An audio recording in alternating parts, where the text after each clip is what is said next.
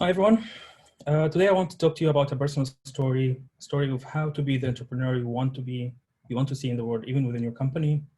My name is Amr, Ismail, Abdul Latif, Ibrahim, Mustafa, Hassan, Hamad, Ali, Said, Gawish. But you can call me Amr, and I'm senior software engineer at Mimecast. For those who attended my lightning talk, stick around. This is one going to be a bit juicy. And since you already heard my full name before, I'm going to give you another trivia about my family, I guess. So I have 19 uncles and aunts from my father's side. My mother's side is just 7. But that's not really the fun part. Fun part is I am an uncle to a 90-year-old great-grandmother.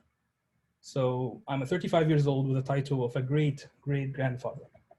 So yeah, let that sink in.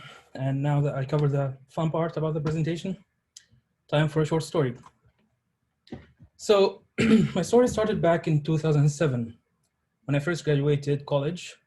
I had a good job and that I was learning a lot from it. And my college also hired me to do a part-time to teach the final year students. I thought I had life figured out, but I still wanted to catch them all. So I had a dream and I wanted to do something with it. And so I did what any 23 years old would do. I opened my own company with 4 of my colleagues, and we called it OpenSea. Get it? OpenSea. Anyway, it was a good idea at the time, but we didn't really have a good product idea at the time. But we still committed to OpenSea, and we even rented a whole new office in a very lovely area on the 11th floor with a great view. We're really committed to it. And yep, that's just me in OpenSea. Like, this is actually my furniture, and yeah, it looks pretty weird there. And after a few months, we kind of felt it, that we are doing something beautiful here feeling. And that greater fulfillment that comes after delivering your first project in your own company, that was really exciting. And we gathered in our new office, work with anything OpenSea related. And in the beginning, we were very picky about the jobs that we take on, and we didn't want to kind of let anything spoil us. But after a few months that we actually had to pay the rent of the office from our pockets, we started accepting anything and everything. Not long after that, our full-time job commitments started kind of piling up, and other life and responsibility, and we started meeting less and less and started giving less and less attention to OpenSea. And eventually, we decided to close it.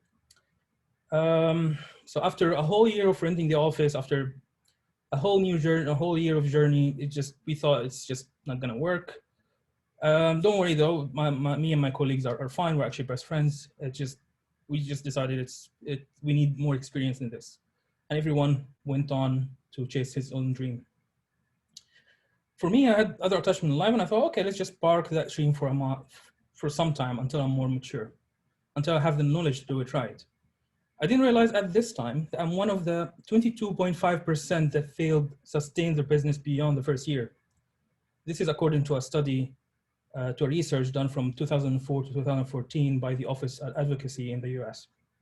I also didn't realize that this number gets even worse as you move on. So only 50% of the company pass the 5 years mark, and only 1/3 of these companies pass the 10 years mark. And you know what the number one reason why companies fail? Yep, there's no market need. The statistics and all of this are in the link here. It's actually a very optimistic article about why you should be an entrepreneur. So just read the numbers in your own way. But one more set I want to end you with is, how many entrepreneurs do you think have a business degree? 9%. And that's just bachelor, not even like PhD. So you can see why things are not going well. So it's fine to feel scared, and I think it's totally sensible to start kind of gaining knowledge and join an organization to gain that experience and help you grow and mature. But I made a mistake, and I think a lot of us just fell into. I thought that the only way to be an entrepreneur is by building my own business, and that might be exactly true. Explain. When you hear the word entrepreneur, an image usually fills in mind. In my case, that's Steve Jobs. In your case, it can be Oprah or anyone else that kind of you look towards for inspiration. And that's exactly where the problem lies. We always think of the idea of entrepreneurship to individual who only tie them together, and a fancy superhero of some sort that kind of go through any challenges and everyone and just come out in the other end victorious. But we never stop to think about the people who must have helped that individuals through her or his journey, and how without those people support, they would not have achieved what they achieved. So the big fact is that simply there are no solo entrepreneur. And let's just say, for sake of argument, that you have some extraordinary people that can just do everything from sales to marketing to engineering to support. Imagining empower those people with another talented people around them and give them support to work on their idea and make it even better. So what I'm really saying here, I'm saying that your current organization can actually help you become a great entrepreneur if you decided to. And you might be wondering, okay, but why would my company help me be an entrepreneur and risk me competing against them in the future? I'm glad you asked. If you look from the other lens, from the company perspective, you would realize that organization would benefit greatly from harnessing your passion of contribution. Chances are your company already doing so. They might call it pet project, side hustle, passion objective, or like 10% personal goal, but they all carry the same aim. We want you, the employee, to be motivated, encouraged, and we want you to be relevant. We want us as a company to be relevant in the market. And these side projects usually do that in an indirect way. I'll give you an example. Slack. Slack was a side project for an original company called Glitch. The company was building the next MMORPG, massive multi-online role-playing game. A whole company now stands because of a tool they developed to help their original company communicate better. And also because they hate IRC, it's a fact. So that's how really good companies stay ahead of the competition, by harnessing the passion of their employees and investing and empowering them and giving them all the support that they needed to get their idea surfaced. Not to mention that how companies usually keep their employees for long periods of time. Some companies can even go an extra mile to help surface the entrepreneurship mindset out of its employees, especially the introvert ones like myself, and support them with mentorship, training, and other means to get them out of their shells. But I deviated away. Let's back a bit to my story. So fast forward from 2008 to 2018, I joined my current company. It was in September time, and they were accepting application for something called a pet project. It had a very good monetary prize, and the email was encouraging everyone to join. So I thought, okay, I'll just look around the products, see what can I do, and maybe I'll submit something. I spent a week looking at the website, at the company website, and I thought I came up with this brilliant product line idea that I can expand the customer business and attract new types of customers. It was really grand in my mind, and like it was really huge. So I just started working on it. I submitted like a 2,000 word of abstract, and I sent the email straight away. And I didn't even wait for the acceptance to come. I just started creating my proof of concept straight away because I thought the idea was brilliant. Or so I thought. So 2 months later, I got the reply that I was waiting for, and it told me that my idea was completely and utterly refused. It just was a bad feeling. I thought this was perfect. What was wrong? I was really devastated. It was one of the worst feelings ever. I dwelled on it as well for like 2 full months. It was just very bad to take on. But I eventually moved on. Slowly but surely, I started understanding the company a bit better, the culture a bit better, and its product a little bit more better. And then step by step, one drop of water after drop, I gathered a lake of knowledge about the company, its product, and how it delivered value to its customer. And all the pieces of the puzzle fit into place, and I understood why my idea was refused. Yes, it was a huge idea, but it lacked, can you guess? The market need, exactly. It wasn't important to the customer of my company wanted to target. Their main focus, the ideal, it wasn't just there. So my idea was just a facade for something without really anything underneath it, without a lot of market research, without a business knowledge, if you will. And with the knowledge I gained throughout this time, I started to see gaps and opportunities within the current product that could help potentially be a great entrepreneurship process. Maybe not as grand as the idea that I had the first time, but something that the market actually needs this time. However, I was still really sour about the whole experience, and I decided not to submit anything until one of my colleagues just convinced me to just submit something, right? And what's the harm could be done?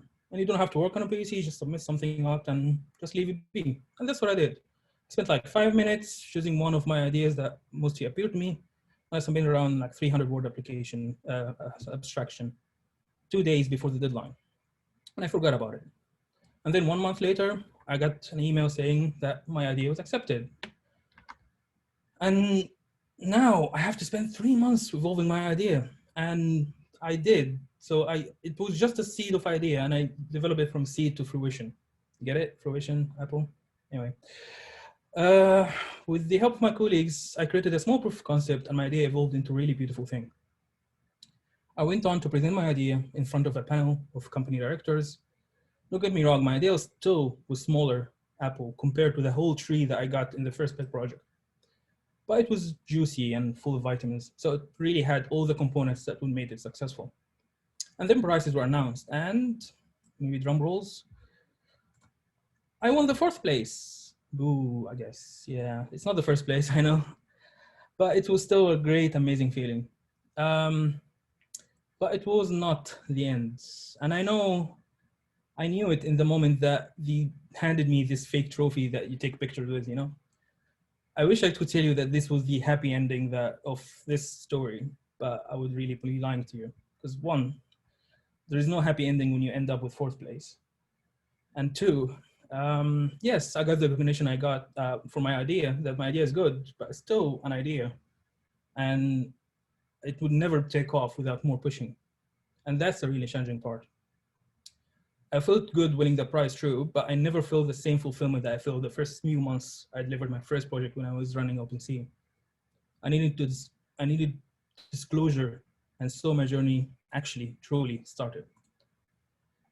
And yep, until now, that journey is actually going. And by the looks of it, it's far from over, but I can share you some of my progresses so far. I took my second project and pitched the idea again to sales, support, and product departments to get more investment, air quotes. And yes, there were a lot of politics involved that made me take like a few weeks to just get into a Zoom call with sales representatives.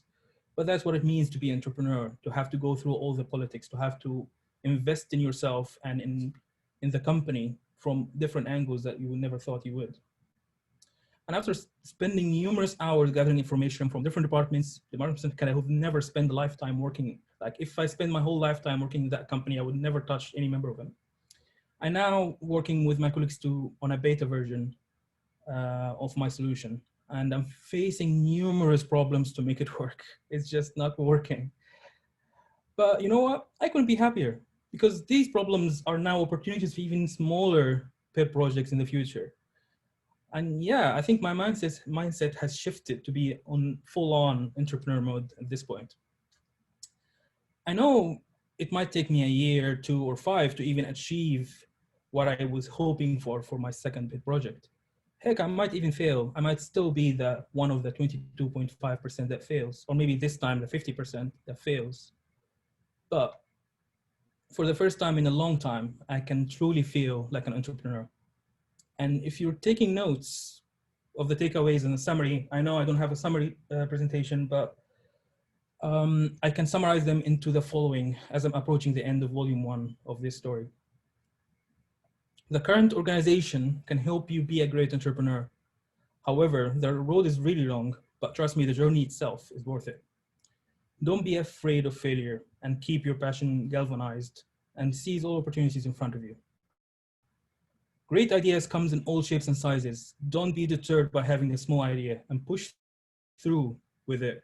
And trust me, a small healthy apple is better than a sick apple tree.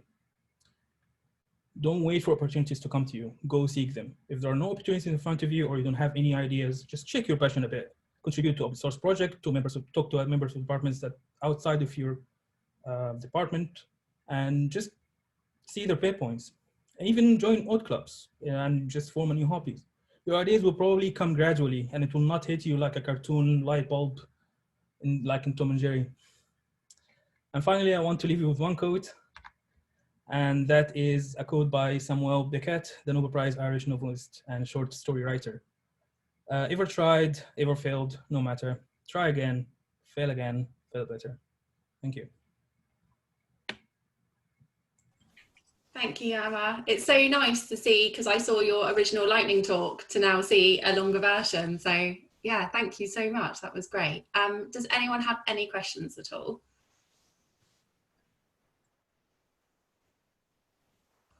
I think all these talks today have answered everybody's questions. This is incredible. I'm sure, Amr, you're the only Amr Gawish on LinkedIn, is that correct? I hope so, but if you have any questions for him, feel free to connect on LinkedIn, or you can contact me and I can pass on contact details. I've added another link to the feedback form in the chat again. If you have any feedback for any of today's speakers, they do really appreciate hearing it. So if you could take a couple of minutes just to select some multiple choice options, or you can leave longer feedback if you wish, that would be great. And if anyone is feeling inspired by today's three speakers, I'm sure they and me would love for you to join them in the Aspiring Speakers group, and you could give a lightning talk, a short talk, or a community talk, which is a bit longer at about 30 minutes. And then we also have the 45-minute sessions as well. So please get in touch or join the group, and we look forward to seeing you at one of the events soon. So thank you very much everyone for coming, and thank you to our speakers. I think it's been a really interesting session. Thank you. See you soon. Thank you.